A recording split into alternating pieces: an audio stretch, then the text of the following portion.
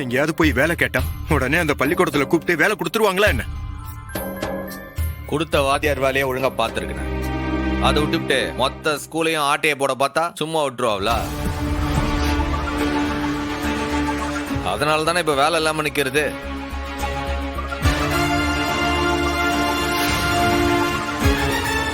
நான் செஞ்சது தப்புதான் மச்சான், ஒத்துக்கிறேன். அதுக்கான தண்டனையை அனுபவிக்கிறேன், அதுவும் பரவாயில்ல. இந்த அவமானத்துக்கெல்லாம் பயந்து நான் விட்டுட்டு போயிட்டா என் வாழ்க்கை முழுசும் என்னால ரத்னா கூட சேரவே முடியாது. அதனால மட்டும்தான் நான் பல்ல கடிச்சுக்கிட்டு இருக்கேன். நான் கேக்குறதெல்லாம் வேற எதுவுமே இல்லை, ஒரே ஒரு வேலை அம்புட்டுதான். அதை எனக்கா ஏற்பாடு செய்ய மாட்டீங்களா மச்சான்?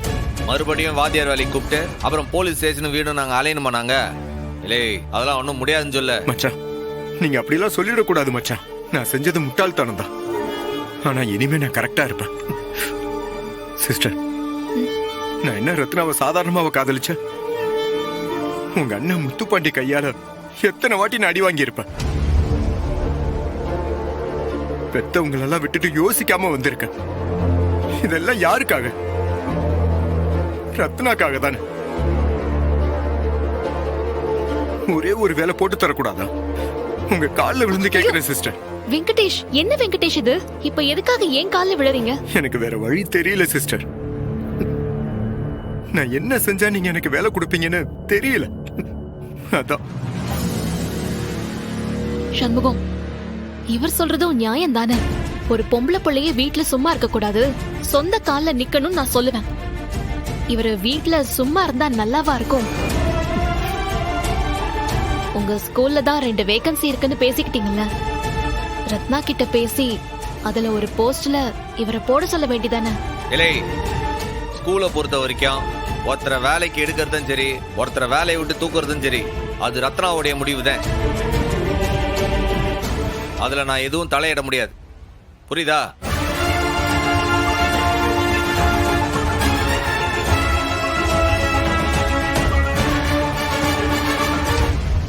கொஞ்சம் புரிஞ்சுக்கோ சண்முகம். ஆமா, தப்பா நடந்துக்கிட்டார்தான். ஆனா இப்ப திருந்தி வந்து நிக்கிறார்ல, அதுக்கு நாம தானே ஹெல்ப் பண்ணணும்.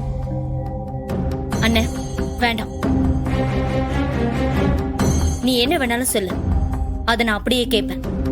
கிணத்துல குதிக்க சொன்னாலும் நான் குதிப்பேன். ஏன்னா நீ ஒரு வார்த்தை சொல்லிட்டா அதை நான் தட்ட மாட்டேன்.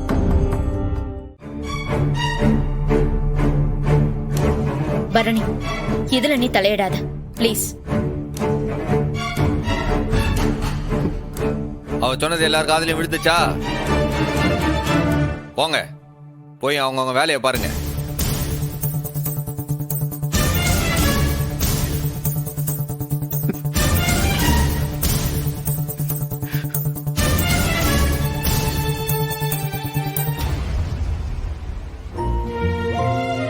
டேய், அப்பா ரோட்ல சொன்னதை நீ மனசுல வச்சுக்கிட்டு இப்படி பேசாத. அவர் நிலைமையை கொஞ்சம் யோசிச்சு பாரு, அவ்வளவுதான் சொல்லுவேன். இல்லை, ரத்னா சொன்னதை கேட்டல, நீ தேவையில்லாம ஸ்கூல் விஷயத்துல தலையிடாத. அவனை வீட்டுக்கு கூட்டு வந்த அதோட நிறுத்திக்க. போல போய் வேலையை பாரு. என்னமோ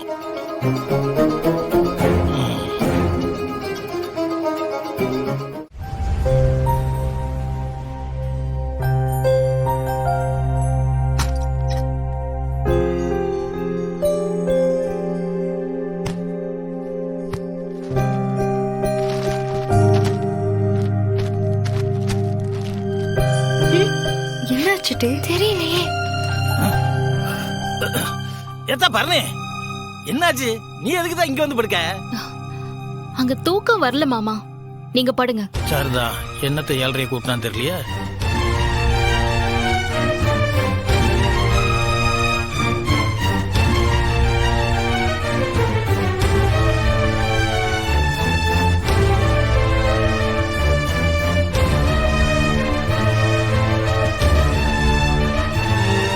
பரணி, நீ ஏன்டி இங்கிட்டு வந்து படுத்திருக்க? ஏண்டி எல்லாருக்கும் பதில் சொல்லிட்டே இருக்கணுமா? எனக்கு அங்க தூக்கம் வரல, இங்கதான் தூக்கம் வரும். போதுமா? போய் உன் வேலையை பாரு, போ. போ போ.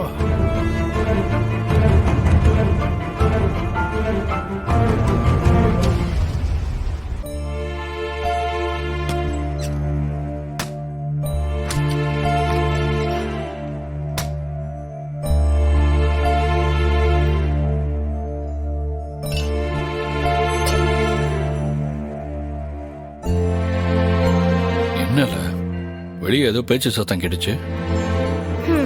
அங்க என்ன சண்டைன்னே தெரியல மாமா. இந்த பரணி அண்ணன் கூட மல்லு கட்டிட்டு வெளியே தனியா படுத்திருக்கா. இந்த வெங்கடேச மாமா என்னடானா வெளிய திண்ணையில படுத்து கிடக்காவ. இந்த வீட்டுக்கு என்னதே ஆச்சு? எதுக்கு திடீர்னு ஒரே நாள்ல எல்லாரோட சந்தோஷமும் போயிருச்சு? என்ன தடி சொல்ல, இந்த ரத்னா வெங்கடேஷ் பிரச்சனை நம்ம பரணி சமூகத்துக்கு நடுவுல பெரிய பிரச்சனையா வந்துருமோன்னு பயமா இருக்கு. எனக்கு ஒன்னும் புரியல மாமா. விடுங்க, நீங்க காலையில வேலைக்கு போக வேண்டாமா? பேசாம படுங்க.